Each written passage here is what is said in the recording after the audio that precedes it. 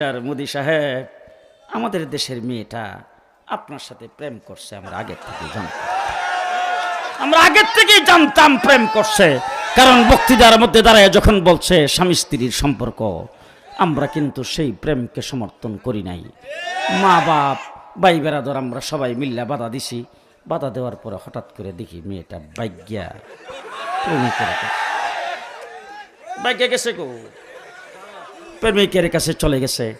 এখন আমাদের দাবি হলো, তুমি ওখানে থাকতে পারবা না, তোমার ওই জামাই আমরা পছন্দ করি না, ওই প্রেমিক আমরা পছন্দ করি না, তার কাছে আমাদের মেয়ে আমরা বিয়ে দেব না, এরকম আমরা করতেছি। শেষ পর্যন্ত যদি বাবা ভাই বেরাদর মেয়েকে যদি আনতে না পারে তাহলে কি করে? হ্যাঁ, তেজ্য করে। তেজ্য যদি করে দে, বাবার সম্পত্তির মালিক হইতো। তুমি আমরা দেশের মেয়েটাও বাগাই নিছো, আবার দিয়ে যৌতুকও চাও। ঘটনাটা কি?